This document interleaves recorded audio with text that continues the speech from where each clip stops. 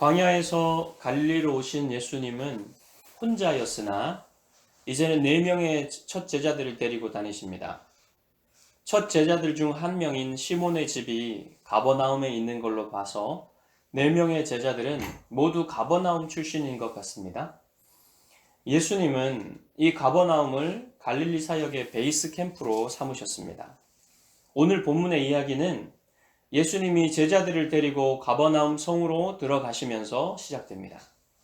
가버나움은 갈릴리 호수 북쪽에서 약간 서쪽으로 치우쳐 있는 호반의 성읍인데 로마 군단의 파견대가 주둔하고 있었고 세관도 있으며 왕의 신하라 불리는 고위 공무원이 있는 꽤 큰 도시였습니다. 당시의 인구는 최대 10,000명 정도로 추정됩니다. 주님은 이곳에서 많은 일들을 하셨습니다. 안식일이 되자 예수님은 제자들을 데리고 가버나움의 회당에 들어가셔서 가르치시기 시작하십니다. 21절에서 마가는 예수님이 곧 회당에 들어가셔서 가르치시기 시작하셨다고 매우 간결하게 이야기합니다. 그런데 회당에서 가르치시는 것은 아무나 원한다고 되는 게 아닙니다. 회당 지도자들의 허락이 필요합니다. 아무래도 예수님은 회당의 지도자들이 앞에 나가서 가르칠 수 있도록 허락을 받을 정도는 가버나움에서 이미 알려지셨던 것 같습니다. 주님이 갈릴리 호수에서 가르치시고 기적을 행하신 일은 입에서 입으로 가버나움 전체에 이미 퍼져 있었을 것입니다. 그렇지 않다면 아무런 제재가 없이 회당 앞에 나가서 가르칠 수가 없었을 것입니다. 예수님이 가르치시기 시작하셨을 때 사람들은 금세 그의 가르침에 어떤 권위가 있다는 것을 알아차립니다. 예수님의 가르침은 서기관들의 가르침과 매우 달랐습니다. 예수님은 가르치신 내용이 무엇인지 예수님이 가르치신 내용이 나오지 않지만 예수님의 가르침 안에 사람들이 금방 알아차릴 만한 당시 서기관들이나 랍비들의 가르침과 구별된 특성이 있었습니다. 그 내용들은 이후로 예수님의 가르침이 계속될 때 드러나게 됩니다. 서기관들은 공인된 율법 교사로서 유대 사회에서 매우 높은 지위를 가진 사람들이었어요. 그들은 어려서부터 중점적으로 집중적으로 율법을 배웠습니다. 그들 중에는 14살 때 이미 율법 해석에 통달한 자들도 있었다고 합니다. 하지만 그들의 한계는 모두 사료와 교사로부터 배운 것 이상의 권위는 없다는 것입니다. 기껏해야 앞선 랍비들의 고견을 인용하고 좀 더 나아가면 자신의 의견을 조금 더하는 것 뿐입니다.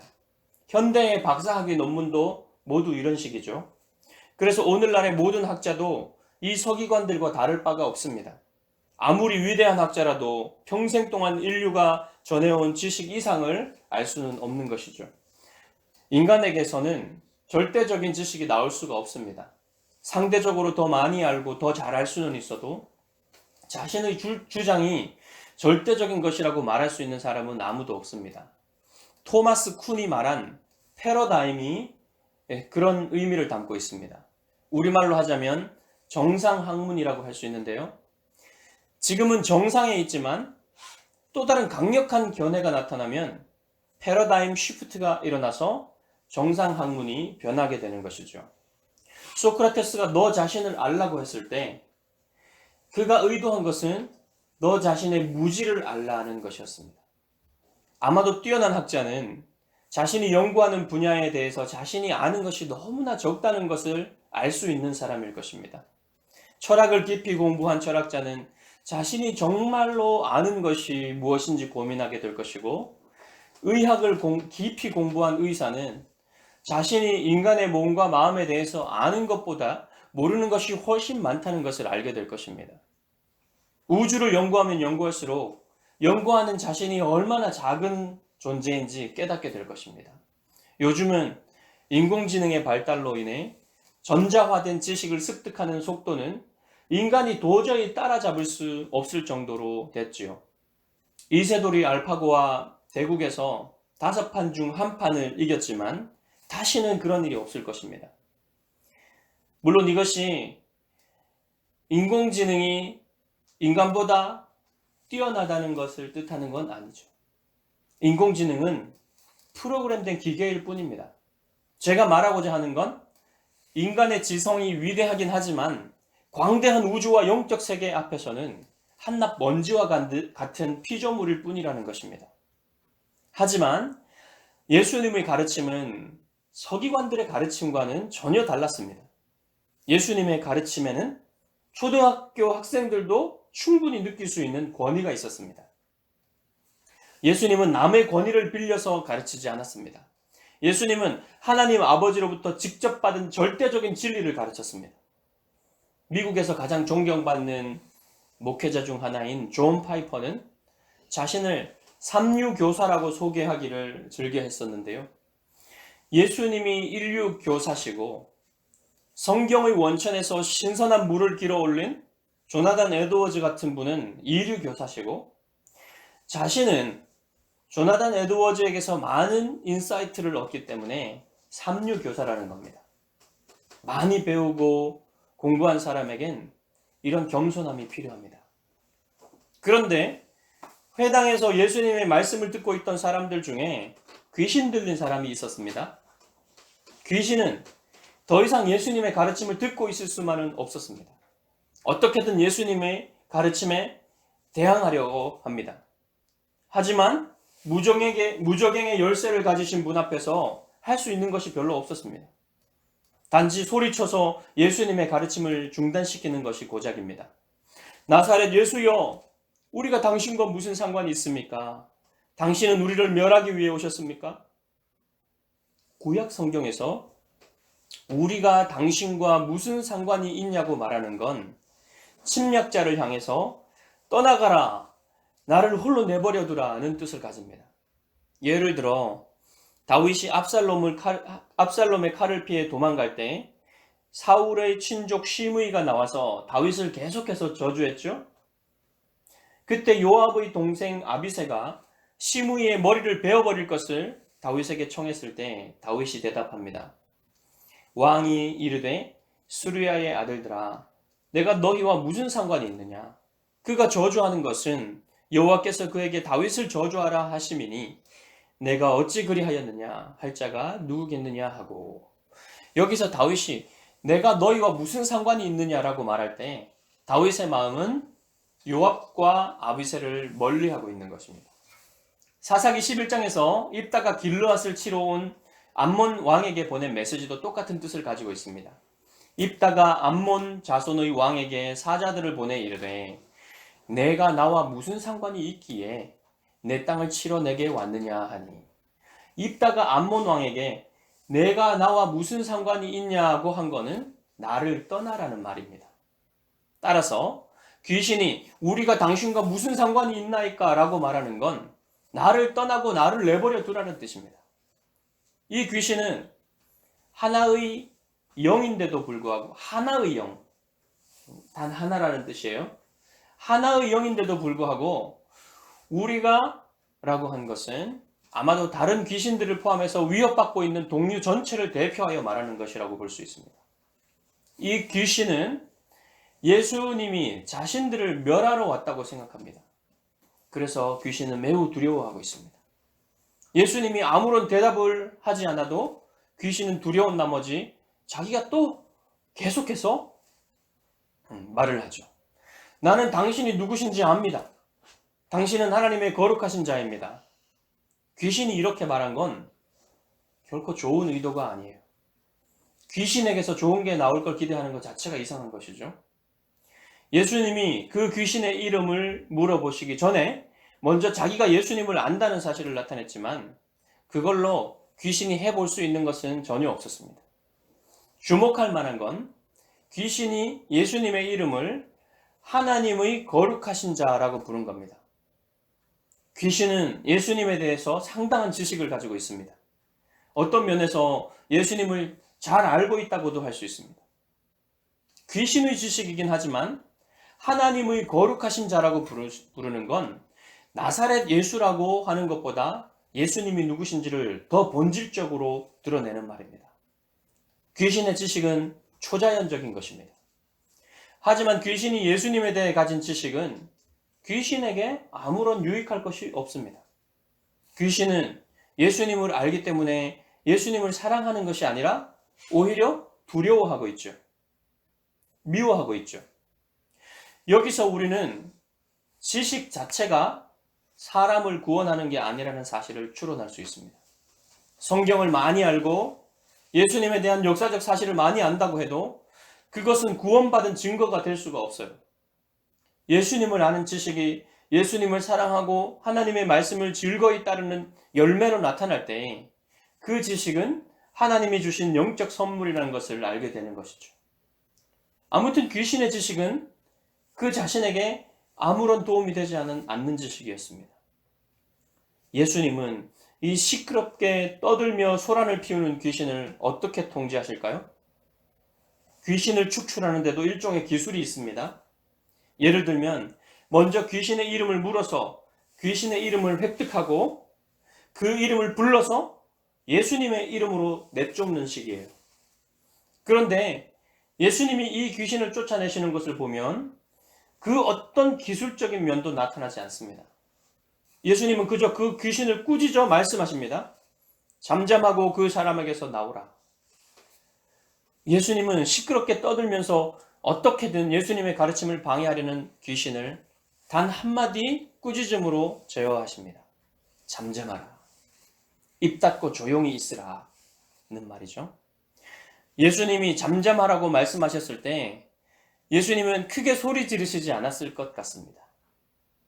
그냥 그 귀신 들린 사람을 똑바로 쳐다보시면서 단호한 목소리로 잠잠하라 라고 하신 것 같이 보입니다.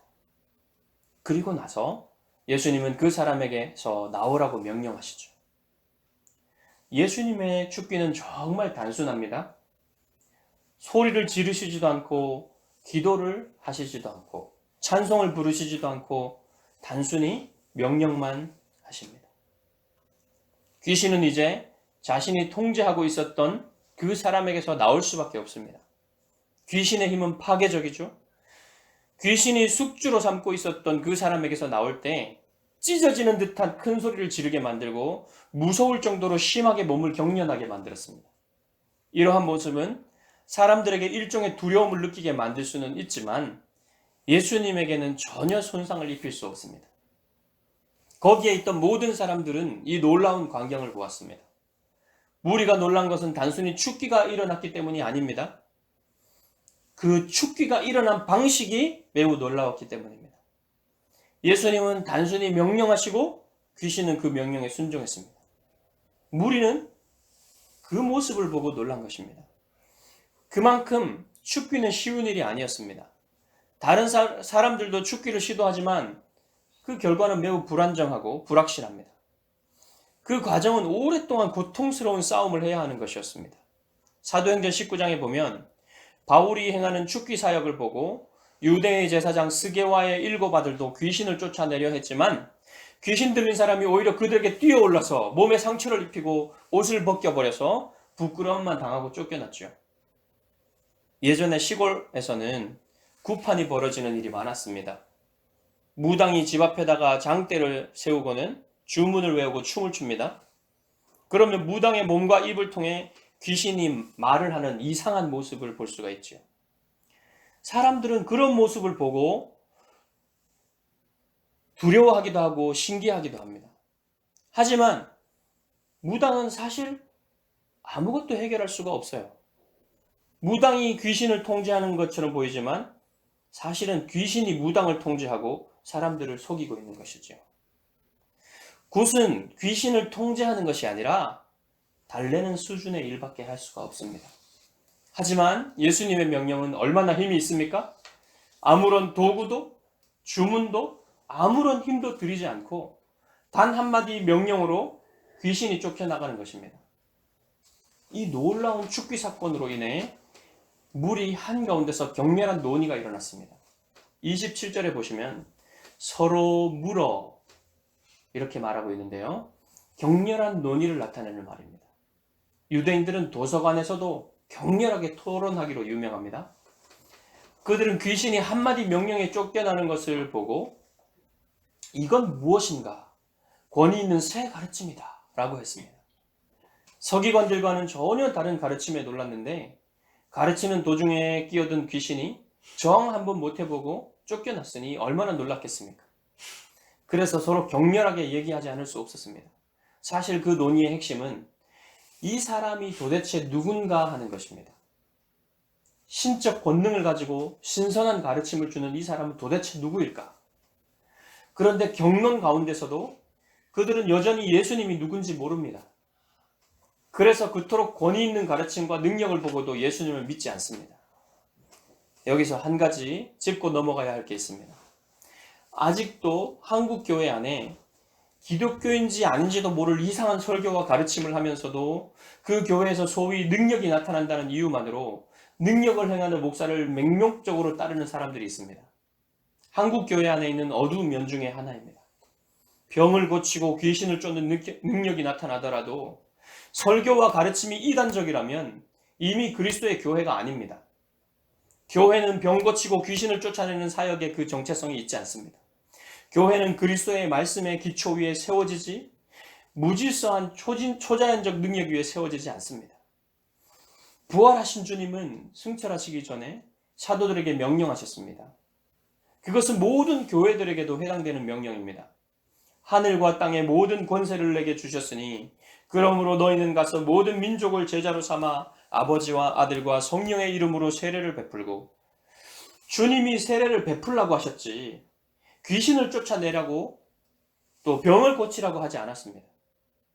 내가 너희에게 분부한 모든 것을 가르쳐 지키게 하라. 주님이 가르쳐 주신 것을 가르쳐 지키게 하라고 하셨지 초자연적인 능력을 행하라고 하지 않으셨습니다. 교회의 정체성은 주님이 제정하신 세례와 성찬을 주님의 가르침에 따라 시행하고 창세기부터 요한계시록을 통해 계시하신 하나님의 뜻을 온전히 증거하는 데 있습니다. 날마다 귀신을 축출하기 위해 싸우고 육체적인 병을 고치기 위해 능력을 사용하고 성도들의 생업과 사업과 직장과 가정의 일들을 성공하도록 소위 예언이라 불리는 걸 해주는 게 목회의 주된 일이 아닙니다. 사실 이런 예언은 성경이 말하는 예언보다도 무당이 복채를 받고 점을 봐주는 행위와 비슷합니다.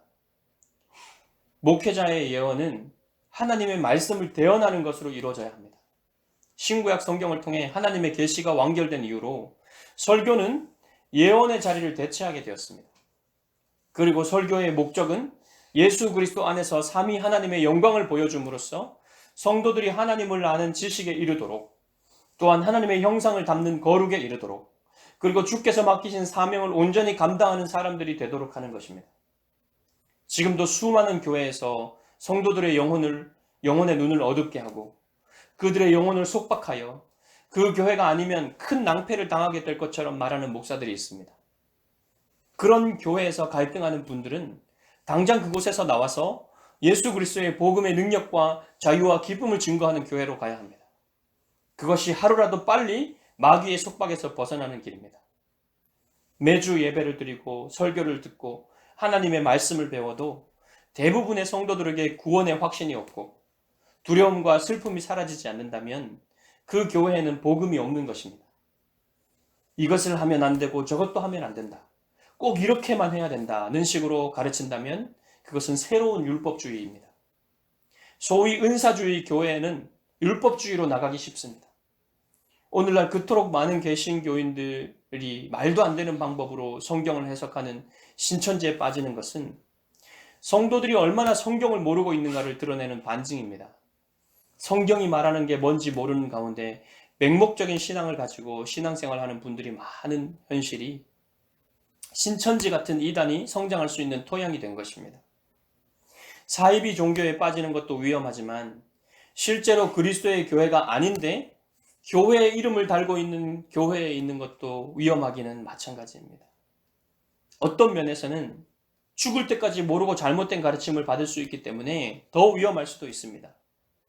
저는 지금 이런 가상의 교회들이 있을 거라 상상하면서 말하는 게 아닙니다. 저는 실제로 그런 교회들을 알고 있습니다.